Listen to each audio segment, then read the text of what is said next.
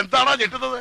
ഞെട്ടിക്കുന്ന വാർത്തയാണ് ആശാനെ. ഒരു ചാണാപ്പുഴ വന്നിട്ട് ഉമ്മാനെ ഞാൻ പുറത്താക്കിയതിന് ഇന്റർവ്യൂ പോയിരുന്നു പറഞ്ഞു. നിങ്ങൾക്ക് കാണണോ?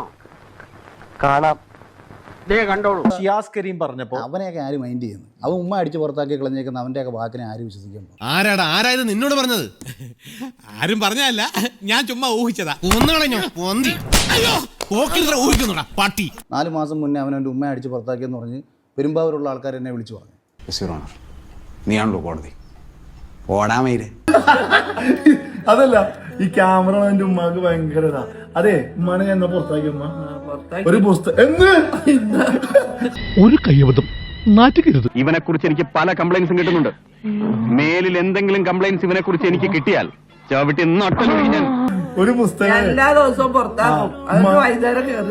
മഞ്ഞപ്പിത്ത പിടിച്ചവരൊക്കെ മഞ്ഞയായിട്ടല്ലേ തോന്നുന്നു. വെറുതെ ഇല്ലാത്ത ഉറപ്പില്ലാത്ത കാര്യങ്ങൾ എന്തിനാ എഴുതി പിടിപ്പിക്കണ? ആ ചെക്കന്റെ ജീവിതമാണ് പോണത്. ഒരു ചാണാപ്പുഴ വന്നിട്ട് ഉമ്മാനെ ഞാൻ പുറത്താക്കിയതിന് ഇന്റർവ്യൂ പോയിരുന്നു പറഞ്ഞു.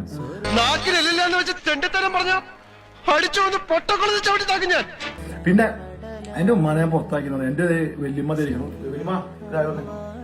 ഈ നിഷ്കളങ്കമായ മുഖത്തേക്കൊന്ന് നോക്കടാ ഈശ്വര, എന്തൊരു ചൈതന്യം. വല്യമ്മ തിരിക്കണം. ഇവരൊക്കെ റമദാൻ മാസമാണ്. ഞാൻ ഒറ്റയ്ക്ക് ഇങ്ങനെ പോകുമ്പോ പേടിയാണ്. ഇപ്പൊ ഞാൻ പറഞ്ഞു വെയിറ്റ് ചെയ്തതാണ്. ഞാൻ 10 കഴിച്ച് ഇരിക്കാം. കയ്യിൽ കിട്ടിയ അവന്റെ ശവം പോലും അവന്റെ അപ്പനെ കിട്ടില്ല. കുടുംബത്തിനെതിരെ ആര് നിന്നാലും തീർത്തേക്കണം. നീ പറയണ്ട, ഒന്നും പറയാനില്ല. പുറത്തൊന്നും ആക്കിയിട്ടില്ല. ആരും പറയണ്ട പുറത്താക്കി. തെണ്ടിയുടെ സ്വഭാവം കണ്ടല്ലോ അറിഞ്ഞൂടെ അവൻ നല്ല തന്തയ്ക്ക് പറഞ്ഞു കണ്ടില്ലെന്ന്. അവന്റെ തന്ത ഏതേലും തോട്ടിയായിരിക്കും, അതും വല്ല തെണ്ടി തോട്ടി.